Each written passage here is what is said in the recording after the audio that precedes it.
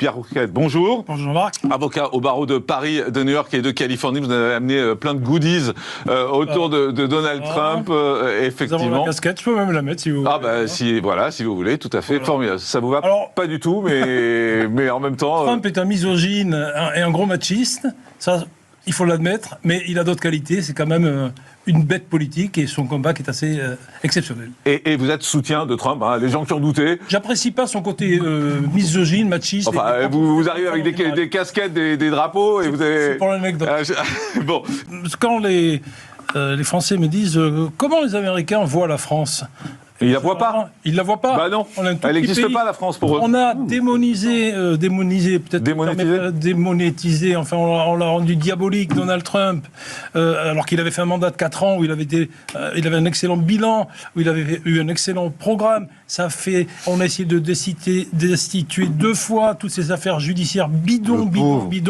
Et là, c'est le comeback à l'américaine. Il revient. Ah, bah oui, il a été élu. C'est John Wayne qui contre les méchants et qui revient. Si vous voulez, en France, on se moque toujours. Ronald Reagan, c'était un acteur de seconde zone, blablabla. Jimmy Carter, un vendeur de cacahuètes. Juste une chose. George Bush, un ancien alcoolique. La France a une relation de La France a une relation d'amour-haine avec les États-Unis. Les Américains sont venus nous sauver 2 fois dans l'histoire. Et on les remercie, mais c'est un petit peu mordre... c'est le chien qui mord la main qui nourrit. Et les Français, on a été une grande puissance, on ne l'est plus. Ce sont les Américains qui sont une grande puissance. Il y a cette relation amour-haine avec les États-Unis. Et les médias français, mais moi je le vois depuis des années, sauf sur CNews, les médias français ne disent que du mal de Donald Trump. Ça n'a jamais cessé. Je regarde Fox News, je regarde CNN, mais le Washington Post... Jeff Bezos n'a pas supporté. Le New York Times, oui, mais les médias américains, il y a 20 ans, étaient encore équilibrés, comme Le Monde en France, si vous voulez. Mais aujourd'hui, ils sont carrément à gauche et très, très à gauche. J'ai annoncé dès hier soir sur mon Twitter, @PierreOrcade, la victoire de Donald Trump. Alors on dit, c'est un populiste comme Viktor Orban. Mais la Constitution américaine, elle commence par « we the people », nous le peuple. Donc par définition, un président américain est populiste, et c'est pas péjoratif. La deuxième chose, c'est que Donald Trump gère le pays comme une entreprise. On n'a pas d'argent.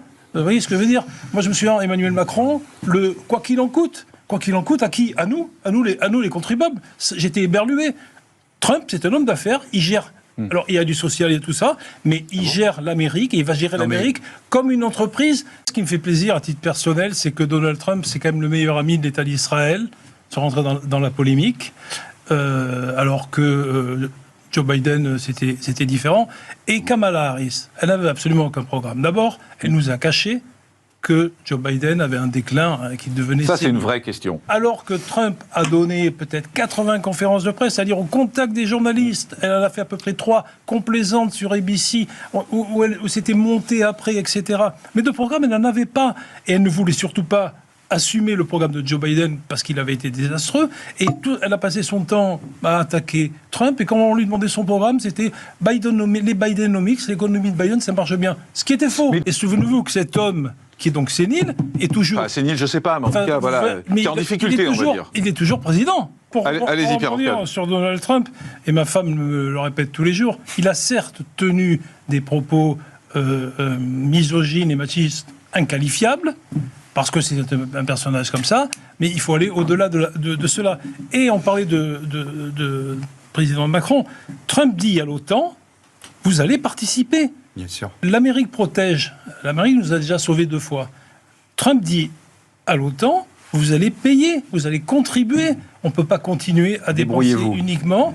Vous allez payer. L'Amérique, ce n'est pas uniquement les WASP, White Anglo-Saxon Protestant, les élites intellectuelles de la côte Est. C'est l'Amérique profonde. Et elle n'a rien de bourrin. J'étais il y a quelques mois en Pennsylvanie. Justement, un État clé. J'ai rencontré des ouvriers métallurgistes, des ouvriers métallos. Ce sont des gens qui travaillent dur. D'ailleurs, j'en profite pour saluer... je ne suis pas sûr qu'ils nous regardent. Il nous regarde, mon beau-père. Ah, votre beau-père, je croyais les ouvriers. Benoît Ramos, à qui je rends hommage. C'est un métier très dur, physiquement. C'est les gens qui partent à la retraite trop tard. Ces ouvriers métallos en Pennsylvanie, ils m'ont dit quoi? On va voter Trump. On ne va pas voter pour une intellectuelle, certes, elle a été procureure de Californie. On s'en moque. C'est, comme avait dit Bill Clinton, the economy stupid. C'est l'économie imbécile. Tout se joue sur l'économie. Ça s'est joué là sur l'économie. L'inflation est terrible aux États-Unis. Les gens, à Los Angeles, où j'ai vécu, vous pouviez vous loger pour $2,000 il y a 20 ans. Aujourd'hui, c'est $6,000. Les gens vont faire leurs courses en Pennsylvanie. Ils n'ont plus les moyens de remplir. Partout dans les États-Unis. Partout dans les États-Unis. Je suis avocat barreau de Californie. Je peux vous dire qu'au niveau procureur, elle a été très mauvaise. Elle a relâché énormément de délinquants. Elle a fait condamner aussi. Elle a fait une politique très progressiste au sens américain du terme. Sur l'immigration, il y a quand même... Là il est plus doux, quand même. Honnêtement, il est beaucoup plus doux que ce qu'il a pu être. Il y a quand même une grande hypocrisie. La Californie, par exemple, où vous avez beaucoup d'immigrants qui sont... C'est une catastrophe, la Californie, en ce moment. Si les immigrants légaux ou illégaux sont expulsés de Californie, les prix vont tripler. Qui va ramasser les oranges? Qui va, quand vous garez votre voiture devant un restaurant, qui va aller la garer?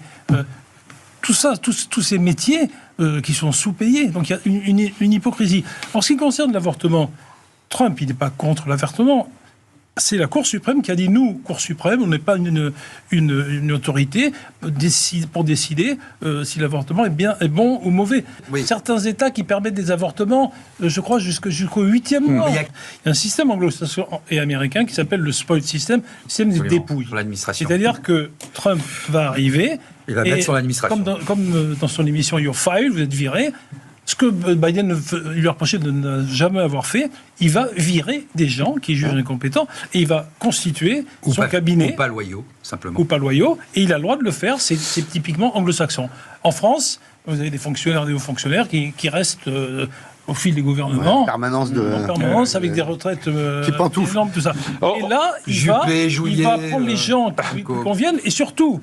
Il a été quand même persécuté au niveau judiciaire à tous les niveaux, et je pense qu'il va, j'en suis même sûr, il va attaquer en justice de manière tout à fait légale les gens qui l'ont attaqué, et dont il juge qu'ils l'ont attaqué illégalement. Il a eu, je ne sais pas, un nombre considérable de procès, 2 tentatives de destitution.